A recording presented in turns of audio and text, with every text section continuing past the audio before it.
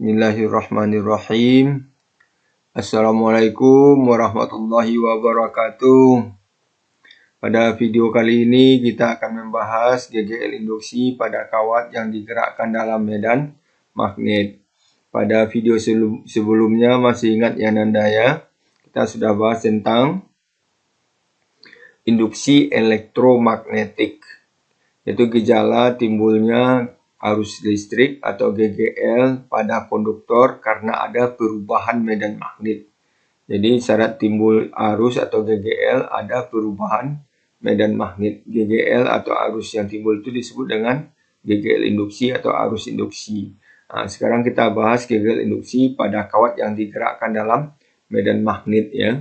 Nah, GGL induksi itu kan lambangnya E atau epsilon kemarin ya. Adanya epsilon akan timbul arus nanti pada kawat ya. Kawat berarti ada panjangnya L. Jadi L panjang kawat ya. Kawat yang digerakkan berarti punya kecepatan, berarti kecepatan kawat ya. Jadi V ini kecepatan kawat artinya. Dalam medan magnet atau sering juga disebut induksi magnet yang dibangkitkan, ditimbulkan, lambangnya B ya.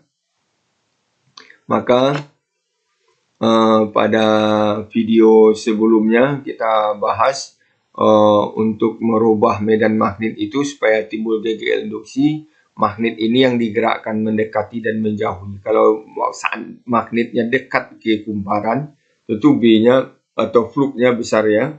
Jumlah garis gaya magnet di dalam kumparan ini besar. Saat magnetnya dijauhkan, maka jumlah garis gaya di dalam kumparan ini kecil. Jadi ada besar, ada kecil, kan ada perubahan fluk magnet. Ada perubahan fluk magnet, maka timbul GGL pada kumparan ini. Maka kumparan ini berfungsi sebagai baterai jadinya. Maka GGL-nya itu, E-nya itu sama dengan kemarin itu, atau pada video sebelumnya didapatkan E itu sama dengan min N delta V per delta T. Nah, E itu GGL, kumparan ini berfungsi sebagai GGL, maka kalau diberi beban, diberi R akan timbul arus, sehingga E sama dengan I kali R juga ya, atau epsilon sama dengan I kali R. Nah, di mana V itu kemarin sama dengan B kali A cos theta, atau V sama dengan B kali A aja kalau tetanya 0 ya. Kalau tetanya 0 atau magnet tegak dengan bidang. Kalau magnet tegak dengan bidang berarti garis gaya magnetnya membentuk sudut 0 dengan garis normal atau garis yang tegak dengan bidang pula. Maka cos 0 1, sehingga V sama dengan B kali A. Kalau untuk terjadinya delta fluk, perubahan fluk, bisa dengan menjauhkan dan mendekatkan magnet ke kumparan pada video sebelumnya. Pada video sekarang, untuk menimbulkan delta fluk itu, delta V ini, maka A-nya yang dirubah, luas bidangnya yang dirubah, sehingga B kali delta A nanti akan menjadi delta fluk juga. Dengan cara seperti ini. Ini kawatnya yang digerakkan, kawat yang panjangnya L nanti ini digerakkan ya, seperti ini. Ini yang kawat yang digerakkan, sehingga luas bidang ini berubah. Ini ibaratnya kumparan kawatnya ya. Ini satu aja kumparan kawatnya lagi. Kalau di sini banyak kumparan kawatnya. Pada video sebelumnya ada 600 dan 12.000 kumparan kawat ini ya. Sekarang kumparan kawatnya hanya satu. Dengan menggerakkan kawat yang panjangnya L ini nanti luas bidang ini berubah. Sehingga ini magnetnya, berarti ini kutub utara, magnet yang masuk ya. Sehingga gambar ini kita bikin sederhananya seperti ini aja. Ini ibarat satu buah kumparan kawat ya, berarti N-nya 1. Nah, ini kawat XY yang panjangnya L yang mau digerakkan. Kalau kawat L ini digerakkan, sehingga luas bidang kumparan ini menjadi berubah ya. Medan magnetnya masuk tadi, ini medan magnetnya masuk, tandanya silang ya. Silang panah sedang pergi, yang kelihatan bagian belakang panahnya ada tanda sirip silang ya. Kemudian kalau kawatnya digerakkan dengan kecepatan V sehingga berpindah sejauh delta S ini, sehingga luas bidangnya jadi A2. Tadi luas bidangnya A1 ya. Sehingga ada delta A-nya. Kalau kita lihat di sini delta A itu di delta S kali L itu sama dengan delta A. Jadi delta A itu L kali delta S ya. L kali delta S. Sehingga persamaan ini bisa berubah menjadi E sama dengan min 1 of delta V-nya diganti dengan B kali delta A ya. Jadi E sama dengan N-nya min 1, B delta plugnya diganti dengan B kali delta A, B kali delta A per delta T ya. Kemudian A-nya dapat diganti dengan L kali delta S ini. Maka L kali delta S ya. Delta S per delta T itu nanti disebut dengan V, kecepatan kawat ya. Jadi delta S itu kan jarak yang ditempuh oleh kawat. Nah, jadi delta S per delta T itu kecepatan kawat ya. Sehingga didapatkan persamaan E, GGL yang timbul pada kawat ini, pada kawat yang panjangnya L ini dia memiliki GGL, jadi ibaratnya dia sebagai baterai jadinya lagi ya, punya GGL, di mana GGL-nya B kuat medan magnet ini B kuat medan magnet, kali panjang kawat ini, kali kecepatan kawat digerakkan. Itu GGL pada kawat ini. Nah, kalau dia berfungsi sebagai GGL nanti akan timbul arus. Jadi dia berfungsi sebagai GL, ada R sehingga I itu sama dengan I kali R ya. I itu sama dengan I kali R juga. Kalau ada I itu ada arah arusnya. Untuk menentukan arah arus juga pakai kaidah tangan kanan. Nah, kalau bilang kaidah tangan kanan, udah berapa? Udah 2 kaidah tangan kanan ya. Kaidah tangan kanan untuk menentukan arah medan magnet pada kawat berarus. Jadi ada I, ada B, maka arah B pada kawat berarus itu pakai kaidah tangan kanan yang digenggam kawatnya ya. Kemudian kaidah tangan kanan untuk menentukan gaya Lorentz yang tangannya dibentangkan seperti ini. Kaidah tangan kanan untuk menentukan gaya Lorentz pada muatan yang bergerak di sini nih. Ini gerak juga bergerak, tapi yang bergerak muatannya arah ibu jari ini menyatakan arah gerak muatan positif. Kemudian 4 jari yang lain ini menyatakan arah ibu jari, tangan dibentangkan sehingga arah gaya Lorentz-nya searah dengan arah telapak tangannya itu keluar bidang ya. Supaya lebih jelas dilihatkan arahnya itu pakai sumbu X, Y, dan Z ya. Berarti arah kecepatan searah sumbu X, arah B searah dengan 4 jari yang lain ke atas, ini searah sumbu Y, arah telapak tangan keluar berarti searah sumbu Z positif ya. Jadi V searah sumbu X positif, B searah sumbu Y positif, arah gaya Lorentz yang dialami oleh muatan searah sumbu Z positif. Untuk menentukan arah arus pada kawat konduktor XY ini juga pakai kaidah tangan kanan yang tangan dibentangkan juga ya. Jadi kaidah tangan kanan untuk menentukan arah arus induksi pada kawat yang digerakkan ini. Kawat yang digerakkan dalam medan magnet ini ya. Tangan dibentangkan juga dengan ibu jari menyatakan arah gerak kawat. Kemudian 4 jari yang lainnya menyatakan arah medan magnet. Kemudian arah telapak tangan menyatakan arah arus induksi arah I ya. Maka untuk gambar kita ini sederhananya kita bikin gambarnya seperti ini supaya tidak terlalu ramai lagi. Di gambarnya kita sederhanakan aja. Arah gerak ke kanan, arah X, Y-nya ke atas. Ternyata arah arusnya arah B-nya ke dalam ya. Arah gerak kawat ke kanan. Ternyata arah arusnya ke atas. Maka sesuai dengan kaidah tangan kanan kita seperti ini. Arah B ke dalam, arah B-nya ke dalam, arah gerak ke kanan. Jadi arah B searah dengan arah sumbu Z negatif ya. Arah gerak kawat ini lagi bukan arah gerak, arah kecepatan muatan ya, bukan arah P muatan, tapi arah P dari kawat ke kanan atau searah sumbu X positif juga. Maka arah telapak tangan kita ke atas. I-nya ke atas berarti I-nya ini ke atas begitu. Kalau arah arus ke atas di kawat ini berarti arah arus dari Y ke X, maka arah arus di R adalah dari X ke Y. Kira-kira seperti itu pembahasan kita tentang GGL induksi pada kawat yang digerakkan dalam medan magnet, di mana besar GGL induksinya itu I ini ya, sama dengan min BLP. Min itu menyatakan hukum Lenz saja ya. Jadi dalam pembahasannya nanti dapat dihilangkan saja tanda min itu. Kita lanjutkan dengan contoh soal. Contoh soal yang pertama, kawat XY dengan panjang 40 cm digerakkan dengan kecepatan 5 meter per sekon dalam medan magnet homogen B2 Tesla secara tegak lurus keluar bidang seperti pada gambar. Ini gambarnya ya. Tentukan A. Kuat arus yang mengalir pada rangkaian dan arah arus pada resistor. Gaya Lorentz yang dialami kawat XY dan arahnya.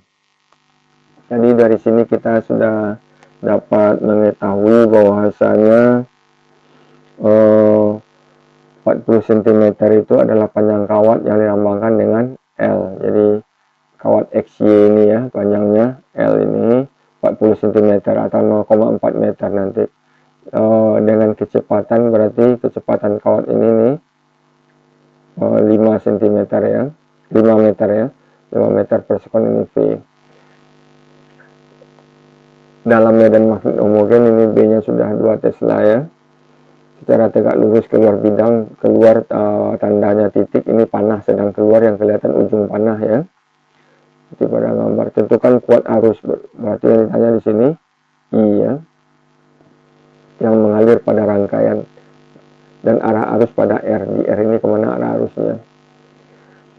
Kemudian gaya Lorentz F ya, dan arahnya. Maka kita udah tahu bahwasanya tadi F itu sama dengan kita mau cari I ya, jadi kita cari GGL nya dulu. I nya, I sama dengan BLV ya, I sama dengan min BLV. B nya sudah tahu 2, L nya 0,4 meter, V nya 5, 2 kali 5 10 kali 0,44, jadi E nya 4 volt ya, min nya dihilangkan aja. Kemudian kalau sudah tahu E itu sama dengan I kali R tadi, maka E nya 4, R nya 8, tinggal masukkan angka aja, maka I nya 4 per 8 0,5 ampere ya. Kemudian arahnya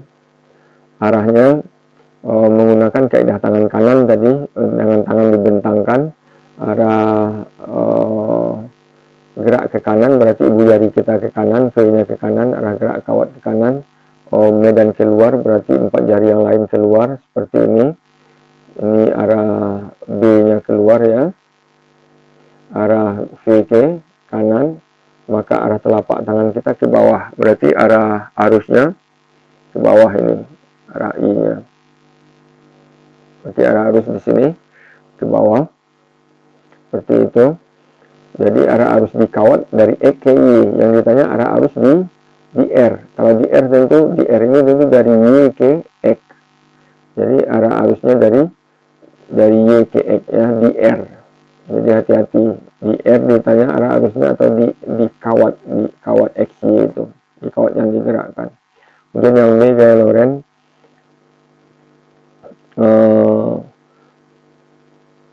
F itu bil ya, B nya sudah ada, I nya sudah ada, didapatkan 0,5, L nya 0,4 tadi. Maka tinggal masukkan angka aja, 2 kali 0,5 kali 0,4, 2 kali 0,51 berarti 0,4 Newton ya. Ke kiri. Kenapa ke kiri? Bisa kita lihat dengan kaidah tangan kanan juga ya. Kaidah tangan kanan untuk menentukan gaya Lorentz. Berarti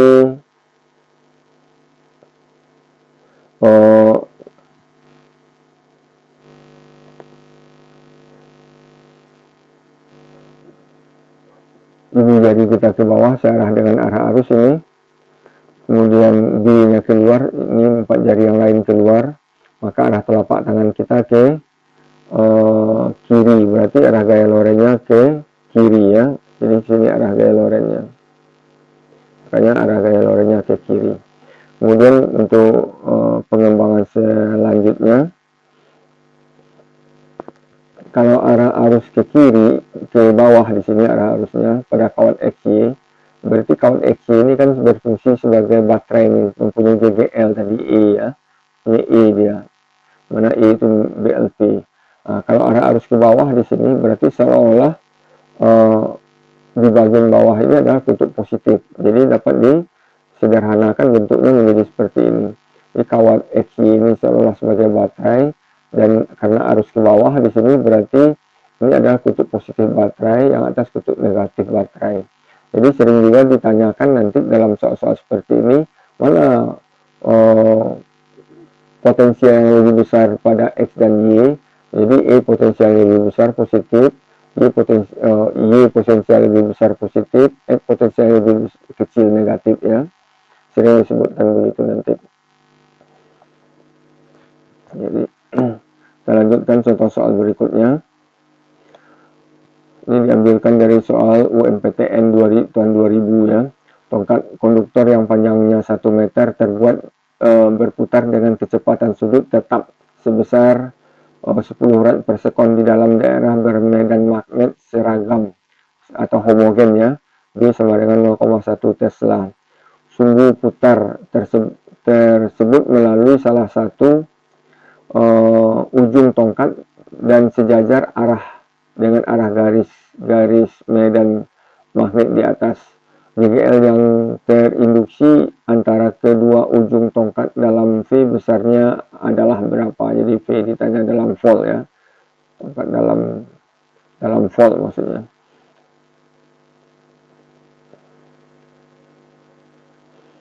Maka dapat kita bikin gambarnya, ini kawat panjangnya L 1 meter ya. Kita beri nama kawat PQ. Kemudian ini 1 meter, kecepatannya 10 rad per sekon, omeganya ini berarti L.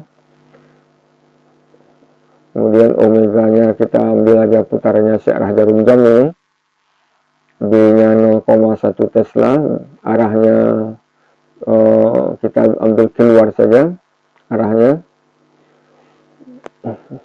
Arah B-nya supaya lebih jelas kita bandingkan dengan kita lihat patokannya untuk sumbu X, Y, Z. Berarti arah B-nya searah sumbu Z positif ya, keluar. Ini arah sumbu Z positif. Berarti sumbu putar tersebut melalui salah satu ujung tongkat. Jadi kita ambil aja ujung tongkatnya, ujung Q ya. Salah satu ujung tongkat dan sejajar dengan arah garis-garis medan. Jadi ini garis-garis medan ini sejajar dengan ini, berarti keluar pula arah sumbu putarnya ini. Sumbu putarnya keluar ya, tandanya titik. Sejajar dengan arah garis medan. GGL yang terinduksi berarti yang ditanya I-nya ya. GGL, I-nya berapa? Epsilon ya. Kemudian kita udah tahu persamaannya tadi, kalau I sama dengan min BLV, walaupun V-nya bisa dicari dengan V omega R, tapi dalam hal ini persamaan I min BLV nggak bisa dipakai di sini karena V-nya kelajuan linear dari tongkat ini dari P ke Q itu berbeda. Titik P ini kelajuan linear yang lebih besar, titik Q ini nggak punya kelajuan linear, dia tetap diam di titik di titik Q aja. Jadi V-nya persamaan min BLV nggak bisa dipakai pada kondisi ini. Jadi oleh sebab itu kita harus cari caranya, triknya karena kita udah tahu omega, berarti periodenya sudah bisa diketahui, periode putarnya yaitu 2V per omega, karena omega itu kan 2V per T ya, maka T 2V per omega. Kalau omeganya kita udah tahu, maka kita gunakan persamaan E sama dengan min N delta V per delta T, dimana untuk karena B-nya sudah tahu, maka delta V kita ganti dengan B kali delta A. A-nya yang kita ambil perubahannya. Jadi saat T sama dengan 0, saat kondisi awal ini, berarti luas bidangnya masih 0. Belum ada kawat ini menempuh daerah gitu. Berarti A-nya 0. Saat T sama dengan periode, kita ambil 1 kali putaran. Kalau sudah 1 kali mutar batang ini, tentu luasnya merupakan luas lingkarannya, luas lingkaran VR kuadrat. R-nya adalah L sekarang. R-nya adalah L. Maka A-nya, kalau untuk T sama dengan 1 periode, tentu A2-nya, T2 sama dengan T, 1 periode, maka A2-nya VL kuadrat ya, luas lingkaran. Maka delta T yang kita dapatkan, delta T ini, delta T-nya, yaitu T2 kurang T1, yaitu T periode ya, delta T-nya. Kemudian A-nya tentu A2, ini 2 ya, A2 dikurang A1. Berarti VL kuadrat kurang 0 ya, delta A-nya VL kuadrat saja. Kemudian N-nya 1 ya, 1 kali putaran itu berarti N-nya sama dengan 1. Sehingga kita dapatkan, masukkan ke angka-angkanya aja lagi, N-nya 1, B-nya ya B, A-nya ganti dengan VL kuadrat, kemudian T-nya diganti dengan 2V per omega seperti ini. Maka kita dapatkan persamaan E itu BL kuadrat omega per 2 jadinya. Sehingga kita masukkan angka-angka, E-nya 1 tadi 0, nya 0, B-nya 0,1, L-nya 1 meter dikuadratkan, omeganya 10 ya, per 2. Sehingga kita dapatkan 10 bagi 25 kali 0,1, 0,5. Jadi E-nya 0,5 volt. Jadi jawabannya A ya. Sekarang untuk membantu membahas contoh soal, maka kalau ini dibikinkan rangkaian tertutupnya sehingga mengalir arus, karena dia berupa lingkaran, maka rangkaian tertutupnya berupa lingkaran seperti ini. Ini adalah konduktor, kawat konduktor yang bisa dialiri arus. Jadi L ini, kawat kekinian sebagai baterai yang punya GGL, dengan arah arus, kalau gerak ke kanan, kawat ini arah geraknya ke kanan, B-nya keluar, maka kita bisa cari arah arus pada kawat peki ini sesuai keadaan tangan kanan untuk menentukan arah arus induksi ya. Dengan tangan dibentangkan, B-nya keluar, ini arah B-nya keluar, arah gerak kawat ke kanan, V-nya ke kanan, maka arah telapak tangan kita ke bawah nih. Berarti arah arusnya I-nya ke bawah di sini. Jadi kalau I ke bawah, berarti seolah-olah kalau I-nya ke bawah, maka mengalir arus dari P ke Q, ini arah arusnya ke bawah ya. Arah arusnya ke bawah ini, maka arah arusnya ke bawah di sini dari P ke Q terus ke R, mutar arus ke P lagi dan terus ke Q, merupakan lingkaran siklus tertutup dari aliran arusnya seperti itu. Atau seolah-olah ini sebagai baterai. Kalau arah arus ke bawah berarti di bagian bawahnya kutub positif, atas kutub negatifnya. Nah, kira-kira seperti itu pembahasannya. Yang penting diingatkan sekarang bahwasanya persamaan E atau epsilon sama dengan min N delta V per delta T, ataupun epsilon atau E sama dengan min BLP, itu untuk bidang yang tegak lurus dengan B ya. Ini bidang tempat menggerakkan kawat peki itu pada bidang X positif, Y positif ini kan. Kemudian B-nya keluar bidang, berarti searah sumbu Z positif. Berarti B tegak lurus dengan bidang. Jadi persamaan ini uraiannya untuk B yang tegak lurus dengan bidangnya. Seperti terlihat di uraian awal. Di slide pertama ini, bahwasanya ini E ini epsilon min N delta V per delta T untuk fluk magnet yang tegak dengan bidang ini.